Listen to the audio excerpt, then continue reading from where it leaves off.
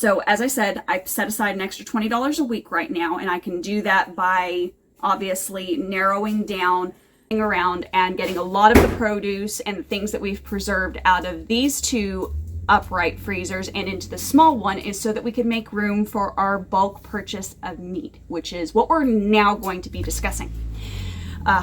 Hopefully I'm being clear, I'm not rambling. I had a minor procedure done, so I'm still a little, snot for brains. So let's go on ahead and launch into this subject, because it is hard. Bulk meat buying is one of those things that you have to learn.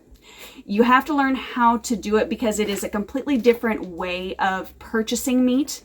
It's a different way of storing meat. It's a different way of utilizing meat. So for those of you who are looking at homesteading, or maybe in a smaller space and are kind of trying to do what we're doing here, because we're very urban, so we are an urban homestead type situation. And there is also the economical impacts of bulk meat buying. So the primary impact of this is when you are living on a fixed income, and trust me, we are there. We have a fixed income, and when you go to buy meat in bulk, obviously you're spending a lot more money all at an onset. Now, that being the case, there is also the factor of you are paying less per pound when you buy it that way, as opposed to buying it in store in individual cuts. You are paying more at the grocery store by anywhere from $2 to $4, sometimes upwards of $12, depending upon the cut of meat. So on one side, you're saving money, but on the other side, if you are living on a very fixed income, it is hard to set aside enough money while still needing to buy things on a weekly, bi-weekly basis, however often it is that you shop, to consume in the interim. I get that. I really, really get that. Because as I said, fixed income, okay? So hopefully this will help give you some basic guidelines, because I know it's not real clear what to do or how to do it. I'm just going to tell you what has ended up working for us here, and then you can take those tips and then adapt it however you need to adapt it. So we have ordered in bulk a half of a hog, as an example, as well as a whole lamb. That being the case, different price points, which we did discuss with our meat supplier, a local farm here that grows them on. And they are supposed to call us, and we are going to go over the different cuts and things that they're going to do for us at the butcher's. Now, the one thing that I did stress to our guy, and he was very receptive to this and very actually happy about this, because I wasn't just looking for the premium cuts of meat. Now, what do I mean by that? I mean, you have on a hog, you have your slab of bacon, right? You got your ham. You've got those really amazing parts that we think of when we think of pork, like pork loin. But there is also a lot of other bits and bobs and pieces to that hog. So the number one thing is you want to maximize the amount of meat that you are getting. You still want to have some nice cuts, yes, but you also want to make sure there's as little waste as possible. So basically I told him whatever is extra, I want to make sure that I have it ground, because I can make my own sausage. For those of you who don't know this, all sausage is just ground pork and spices. Make your own sausage at home. You're going to save a ton of money by doing that. So we're going to get the ground pork, and we will be able to do that. We will be able to make our own sausage. And then too, the other thing is There is the organ meat. We do keep certain organ meats, and I use them for the dogs because they are a very good vitamin and mineral supplement for our animals to have in their meals. So I've also kept those bits and pieces as well. 2, there is also the fat. Okay, that's a good source of animal lard. Now, I know that there's a lot of controversial information out there. I have stated on here that I am basically doing a carnivore diet right now, and I have discovered a wealth of health and rehabilitation in doing this. So allow me to say that good, clean sources of meat fat, and that is the other thing that I double check with our meat supplier, our farmer, they don't feed them soy. So that's a primary problem for those who are doing the carnivore or ketovore or carnivore-ish side of things. Pork, when they are fed whatever, retain whatever. What do I mean by that? They don't have the same gastric system, so they are retaining all of that corn, all of that soy, all of that wheat. And so guess what you're eating? Yeah, you're going to be consuming that too. Now, going hypercarnivore has revealed for me some very intense food problems, primarily soy. Soy is the absolute worst thing that I can encounter, period, end of subject. I encounter soy, I am having a rosacea flare, I'm having joint pain. You should not be consuming soy. Soy is not a good thing to be consuming. It is a bio that is not fit for human consumption. It shouldn't be fit for animal consumption either, but it is being given to our animals and it is bioengineered, so that is also affecting the meat that we are eating, which is also why we are trying to go on a more local level with bulk meat buying. So now that I've cleared up that, allow me to say fat is king if you are on a keto, carnivore, ketovore, animal-based. We're not using a lot of the olive oils and avocado oils, which are laced with soy and are actually cut with nothing but soy. 9 times out of 10, those olive oils that you get in the store are just soy. So we're not putting money into those types of things. I am getting high quality olive oil from Italy imported because I'm saving money in the long run, which we'll talk about that here in just a minute doing this. Because we're saving money long run, we can invest in better quality produce and things like high quality olive oil from Italy, first processed, all of that, and not have to wonder what we're getting. So that's a side bonus of doing this. So when it comes to budgeting for this, the best thing that I can tell you to do is for at least 3 months, go lean. And what do I mean by that? I mean, when I'm going to the grocery store, I'm not getting the steak right now. I'm getting 80-20 ground beef. When I'm going to the store, I am not getting fruits and vegetables. I don't, because I've been carnivore. So I've been saving a lot of money that way because I'm buying very few produce things compared to prior. Like I would buy grapes, I would buy bananas. Bananas are also a major allergen and flare for me. I would buy melons because we don't have the space to grow melons. I'm highly allergic to melons. I'm not getting those extra things. I'm also not getting any processed ingredients whatsoever. This is a second thing that I would highly encourage you to do. Cut out all the cereal crap from your diet. Okay? We waste so much money on pre-processed products that it is stupid.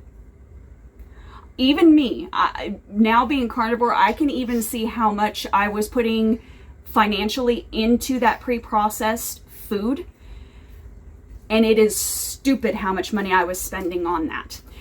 And to be honest, even doing what I'm doing carnivore wise, I am spending half of my grocery budget compared to what I was doing before.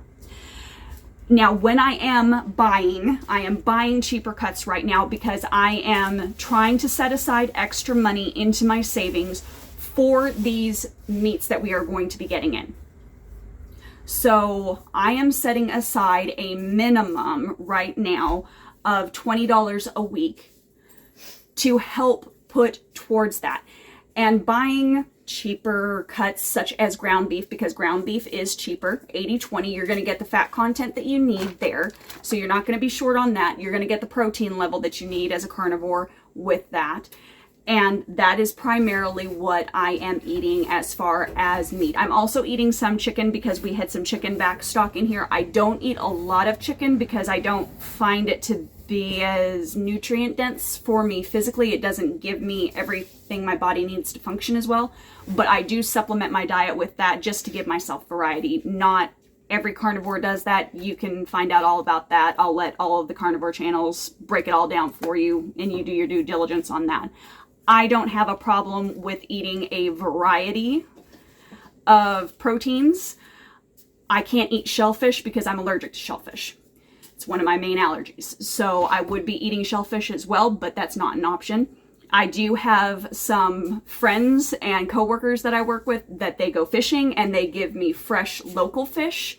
So I do a fish fry usually once a week.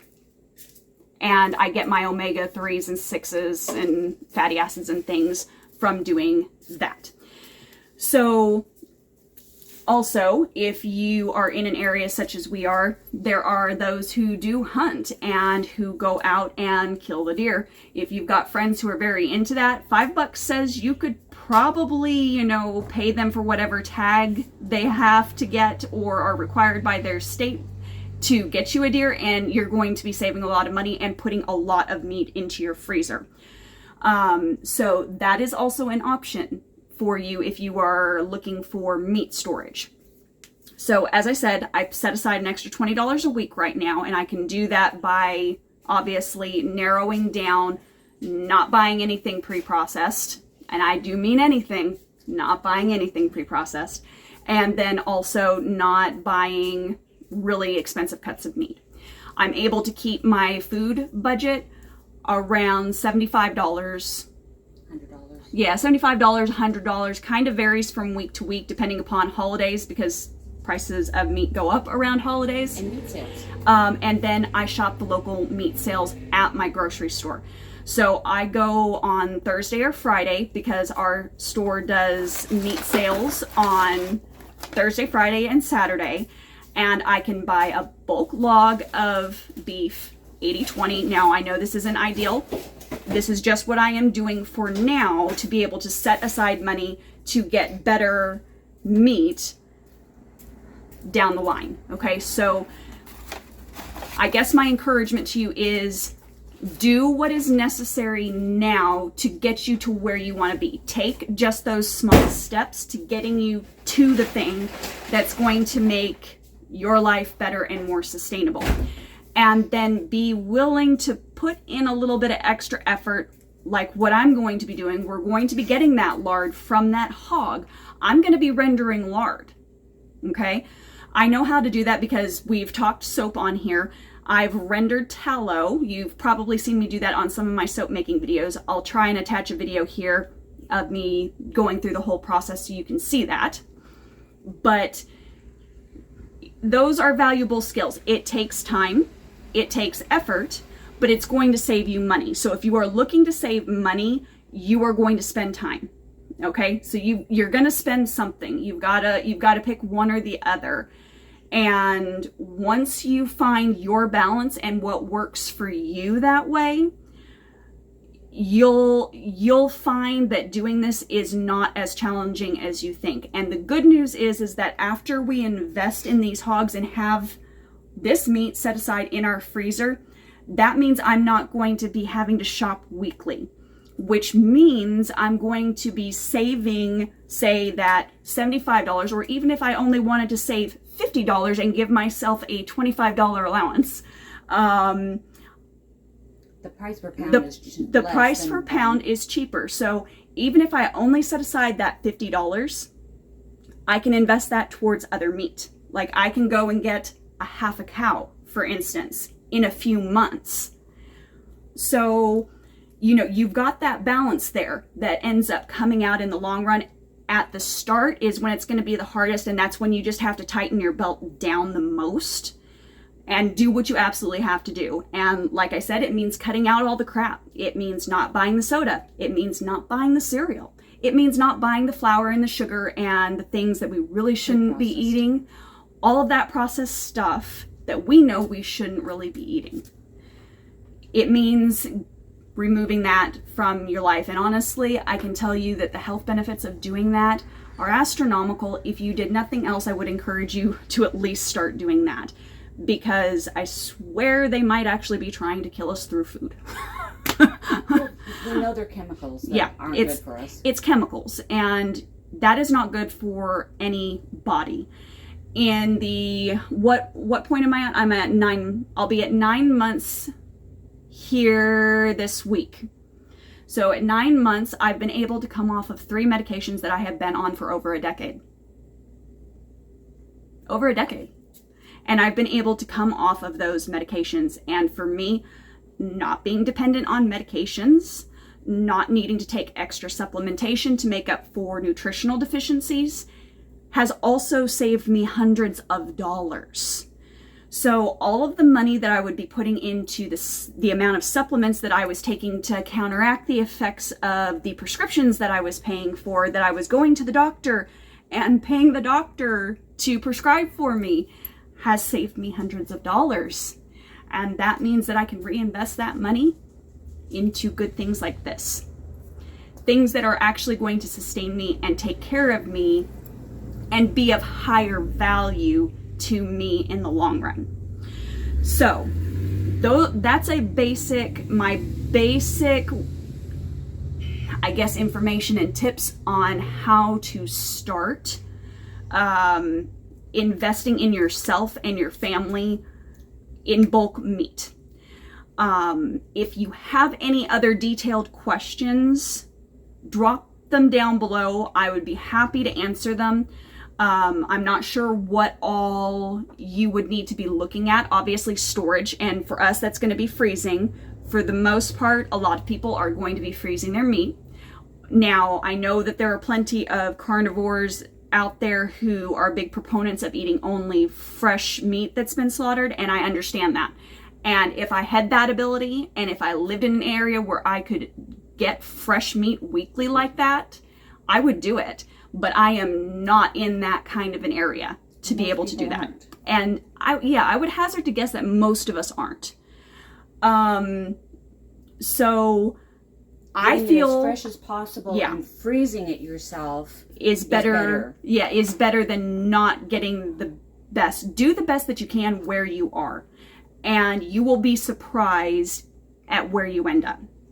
And give yourself a little bit of grace in that process, because your process is not ever going to be perfect.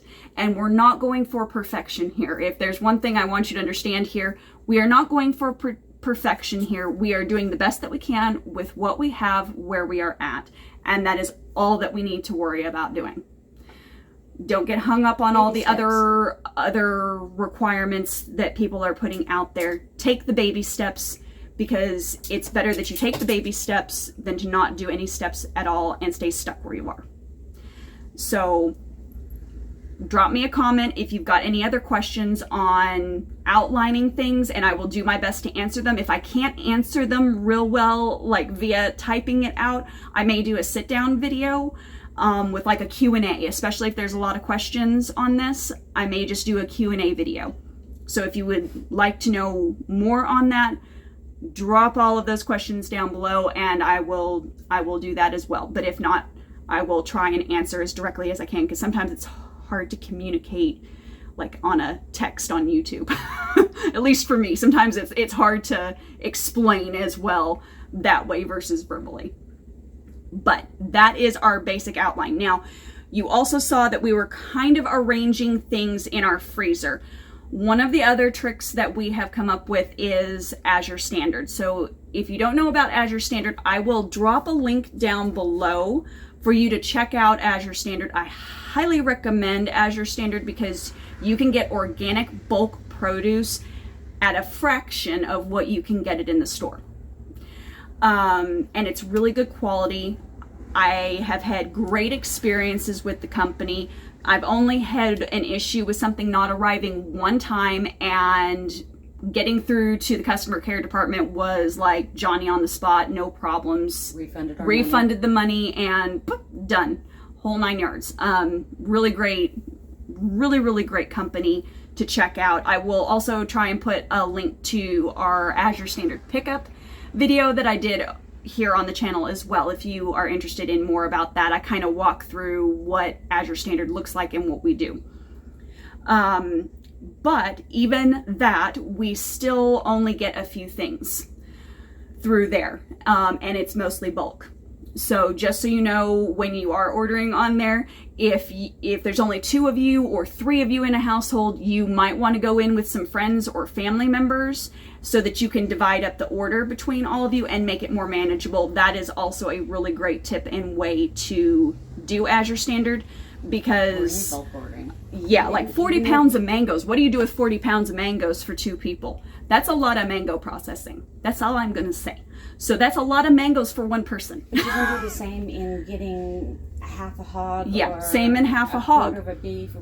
There's a lot of families with another family. Yeah, in our area, and they'll go in with friends and family members, and instead of just, because the more you butcher together, the lower the cost of the meat. So a whole family will go in on, say, a cow, and one half of the family will get the cow, and then the other half of the family will take the other half of the cow. Keeps meat prices and it down. Keeps the meat prices even lower. So make friends, okay?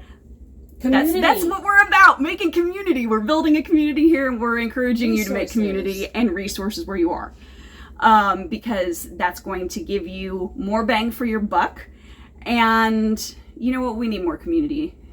We've gotten way too separated, I think, in our culture these days. So those are my tips. You can do this too, okay? If we can do this, you can do this. Simple, natural, and essential. Simple, Let's natural, go and for essential. It. I mean, we've got nothing to lose at this point, guys. So hop in and join us. Check out our small space gardening guide to get yourself quick started here. I'll drop a link down below amongst all the other links for our guide. It is a guide that we put together based upon our knowledge of almost a decade of gardening in a small space, so that you can learn to do this effectively and feed your family too. Okay? And we did it in 3 days for the guide. It doesn't take you 3 days. It doesn't take 3 days. We just took into account that some people in some areas, it may take you longer to find good soil, things, good seed, the tools you need if you don't have them yet. But you can do this in 1 day. In 1 day. One Saturday. Or if your day off is on a Wednesday, you can put together a small garden in a day. Just a few hours. Just a few hours. Yeah. It doesn't take very long. No. To start growing. You know, we've made it a big thing in our minds that it really isn't. It's really simple. It's really basic, and it comes naturally. It will come naturally to you. Okay, that is the good thing about this, and that's the good thing about our guide, is that it walks you through it where you are and for your needs. What to buy, where to buy it, step by step, 3 days, 3 hours, it can be done. Your choice on that. So I'll drop that link down below, and guys, as always, keep it simple, natural, and essential. If you have any questions or comments, go on ahead and drop them down below. We'd love to hear from you. We'll see you on the next one. Share, like, and subscribe if you're liking our content. And there's lots of other people out on YouTube that's giving the same information. Check them out. Check them out. They will tell you what we're telling you too. Yeah. We're just real people trying to live real. Yeah. That's all that we're doing here. And we're just showing you how we're doing it in a urban homestead setting, which is the only difference. And we're trying to show you that you can do this just like we can. Because if we can do this, you can do this. All right? We'll see you later. God bless. Bye.